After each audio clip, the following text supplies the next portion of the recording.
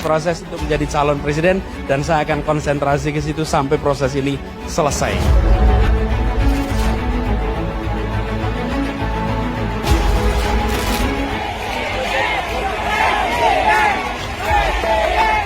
Ikut Pilpres 2024, nggak konsen dia nanti bangun Jakarta.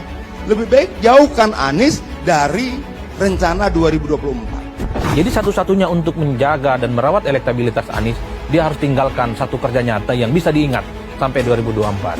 Dukungan itu kan tidak bisa hanya datang daripada satu kelompok. Saya udah kenal dia lama, bahwa di otaknya tuh dia pengen satu saat bisa jadi presiden, itu menurut saya tuh udah lama lah. Soal presiden bukan soal cita-cita, ini soal misi. Dan untuk soal misi, saya katakan siap, saya akan jalani misi ini.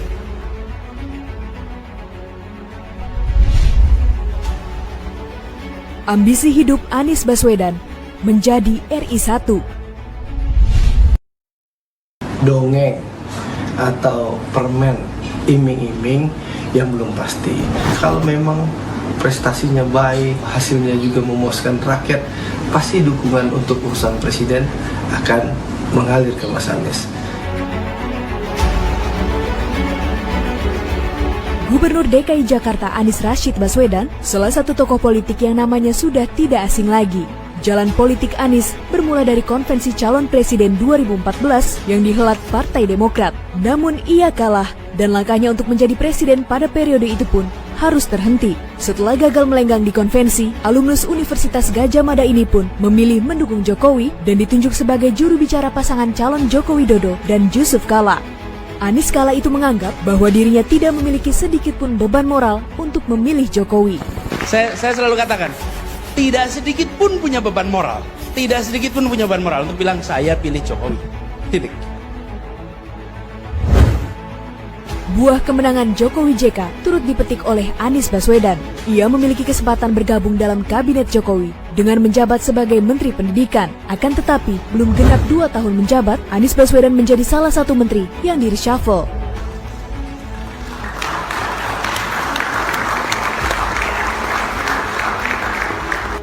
Anies sendiri pun kala itu mengatakan bahwa dirinya tidak mengetahui dan tidak pernah bertanya alasan mengapa dirinya diganti. Karenanya itu saya tidak pernah mencoba bertanya apa sebabnya. Jadi saya tidak berspekulasi. Namun di sisi lain, Pramono Anung yang kala itu menjabat sebagai sekretariat kabinet mengatakan bahwa ekspektasi Presiden Joko Widodo berbeda dengan Kementerian Pendidikan. Ketika menerima Pak Anies, tidak ada hal yang seperti itu. Presiden menyampaikan terima kasih dan memang Pak Anies juga bekerja dengan baik, tapi tentunya kan ada ekspektasi yang diinginkan Presiden dan Wakil Presiden ke depan ini yang mungkin berbeda ya. Disingkirkan dari kabinet tidak membuat Anies tenggelam. Selang setahun dirinya tidak lagi menjabat sebagai Menteri Pendidikan, Anies Baswedan pun ikut dalam kontestasi politik pemilihan Gubernur DKI Jakarta periode 2017 hingga 2022. Mantan Menteri Pendidikan tersebut menggandeng Sandiaga Uno menjadi wakilnya melawan petahana Ahok Jarot di putaran kedua. Mendorong dan memberikan kesempatan kepada saya dan Bung Sandy untuk ikut terlibat di dalam mengubah dan memajukan Jakarta.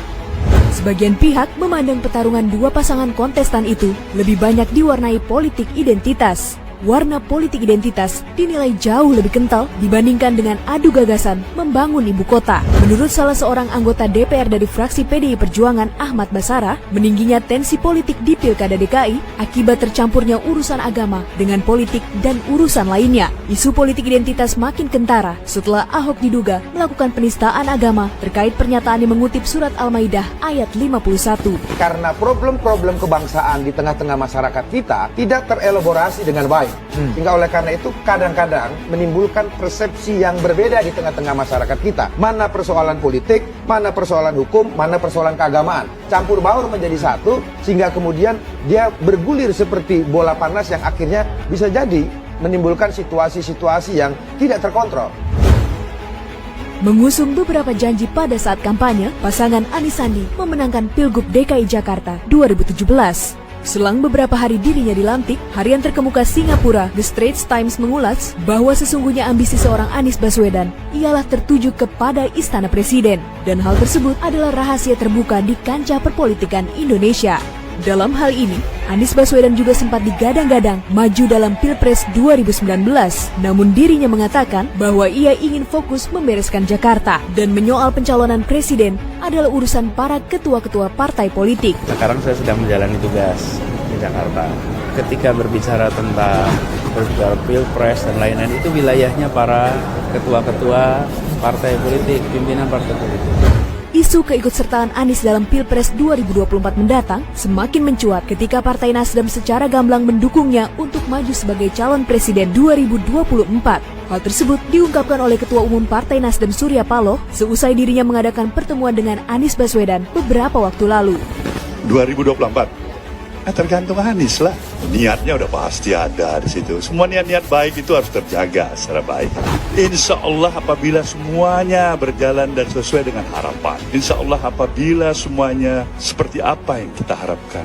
Dukungan itu kan tidak bisa hanya datang daripada satu kelompok, termasuk satu institusi partai politik seperti Nasdem.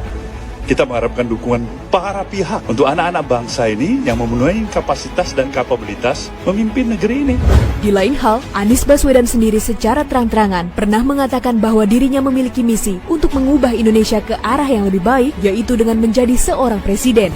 Misi ini adalah misi untuk membuat Indonesia lebih baik dan akan jauh lebih efektif jika otoritas itu ada di tangan yang menurut saya kita punya misi yang baik. Dan di situ sebabnya saya katakan ini soal presiden bukan soal cita-cita, ini soal misi. Dan untuk soal misi saya katakan siap, saya akan jalani misi itu. Selain itu, Anies Baswedan pernah menyampaikan bahwa dirinya tidak sedang menjurus kepada calon wakil presiden, namun dirinya tengah berkonsentrasi menjadi calon presiden. Hal ini membuktikan bahwa memang Anies Baswedan memiliki tekad untuk menduduki kursi RI 1. Jadi saya memang tidak sedang dalam proses menjadi calon wakil presiden, Mas. Saya sedang mengikuti proses untuk menjadi calon presiden dan saya akan konsentrasi ke situ sampai proses ini selesai. Politik adalah jagat watak serba berkemungkinan. Citra personal Anies Baswedan dapat dibersihkan lewat perjalanan karirnya sebagai gubernur di wilayah paling strategis dan menjadi pemasok capres di masa mendatang. Satu-satunya untuk menjaga dan merawat elektabilitas Anies, dia harus tinggalkan satu kerja nyata yang bisa diingat sampai 2024. Ya kalau banjir yang bicara, kemacetan juga terjadi di mana-mana, nggak selesai. Saya kira memang ini adalah tantangan yang tidak bisa disepelekan. Kalau Formula E, lem Aibon, ataupun trotoar yang dilebalkan mungkin bisa sambil lalu. Tapi ketika bicara banjir sejak 1 Januari sampai Februari, saya kira Anies susah untuk berkata-kata.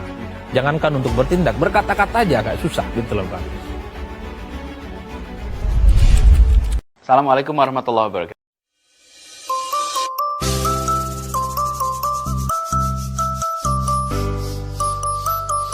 Okay, my friend, now you are listening to the music from Manggarai Music Revolution.